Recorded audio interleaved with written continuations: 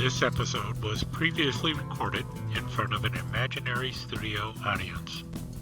Time for fun, Knife Friday! Ow, you not standers out there.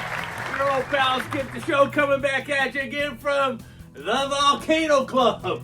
Like the new digs? Yeah, we're well on our way now. And we are in, can you believe it? Season 2. That's right, Season 2, Episode 1. Who would have thunk we'd have got that far? But we are here. And,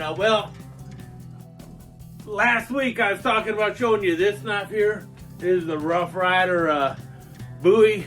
That's the old Colt Alamo Bowie. And I was going to talk about this, but then, it's not special enough. We're talking a new season. And so I found just the thing I wanted to show you. And this is a classic. A custom knife, one of a kind. You will not see it anywhere else. Because when they decided to make this knife, 1 of 50. And they never managed to get up to 50. I know that for a fact because, I know that from rumor that they kind of ran out of supplies, so they only were able to make about 10 of these knives. And these were made by a new knife maker, just an up-and-coming knife maker, an old military vet who took all of his experience and put it into this one knife. And it is so cool. It is, for those who have never heard of it, the Sasquatch Slasher. And this was made with some of the most intense kind of material you have ever heard of. 1 of 50, made in the USA. And this was something that everyone else was competing against back in the day, back about 10 years ago. Everyone wanted to be the new Sasquatch Slasher. Yeah. And let's talk about this a little bit because it is truly amazing. Just look at this. Look at the craftsmanship. Look at the craftsmanship on this American-made knife. It's so unique in design. Nothing had ever been made like this. But it was such a cool knife and everyone else wanted to make it. Look at the sheath there. Look at that sheath. Top quality.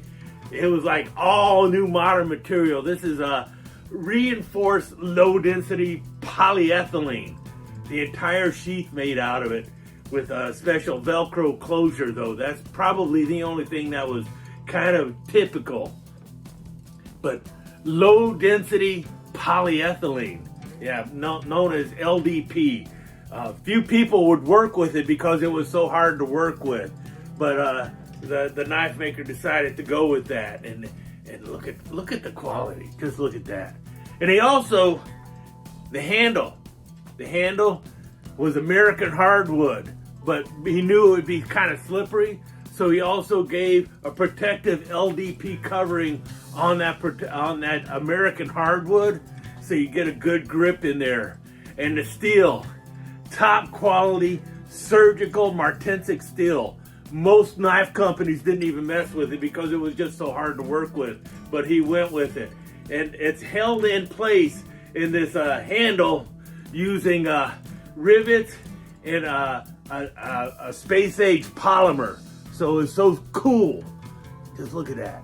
And it was guaranteed just for life that this would never break.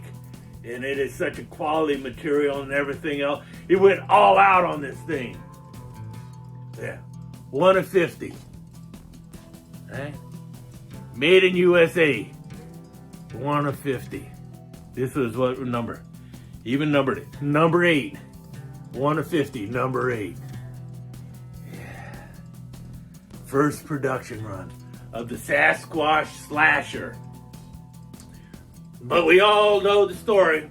The owner, he got hit by a bus. Some people think he was actually assassinated by some other people in the knife industry because he was just getting too famous and just, he was just shaking things up too much. So all we ever got were these first custom knives. And then his factory, it was rampaged and burned and everything else. So just never quite made any more of them. So I think they say there's somewhere, they estimate that there's between 10 and 25 of these things in existence. They don't even have one in the National Knife Museum. That's how rare they are. But we have one at the Volcano Club. And let's just go over it. So you got the moon-shaped blade, the half-moon blade, which was designed for slashing. This is really just a slasher. You're not stabbing with this thing. And you have the entire back of the spine of the knife reinforced with the handle because, well, you're not stabbing, you're slashing, so you didn't need anything else. But you can scrape with it and everything else.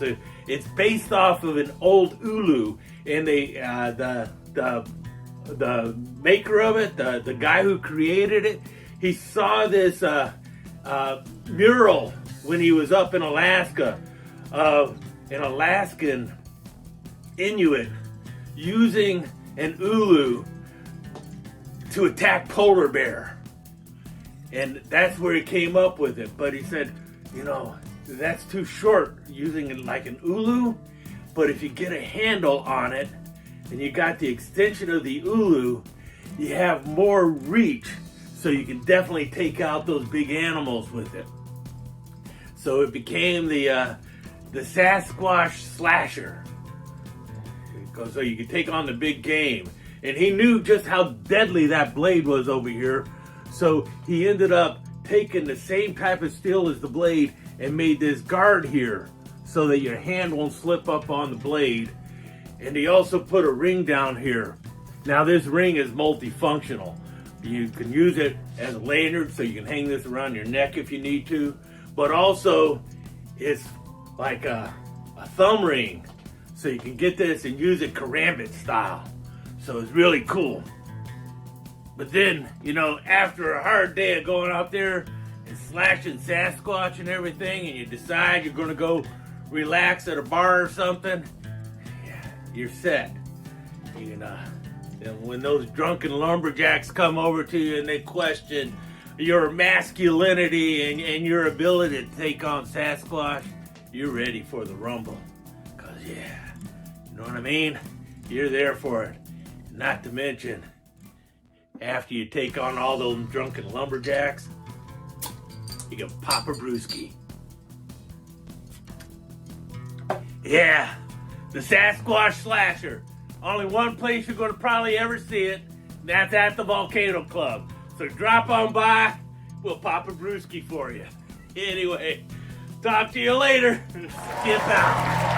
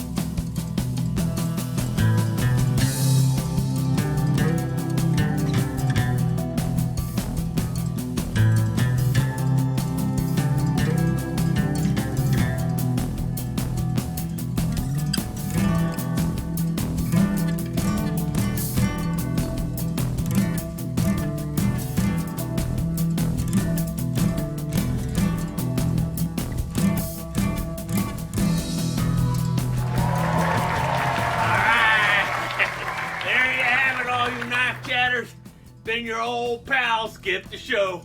Another fun knife Friday in the books. Remember, if your knife's not fun, you're doing it wrong.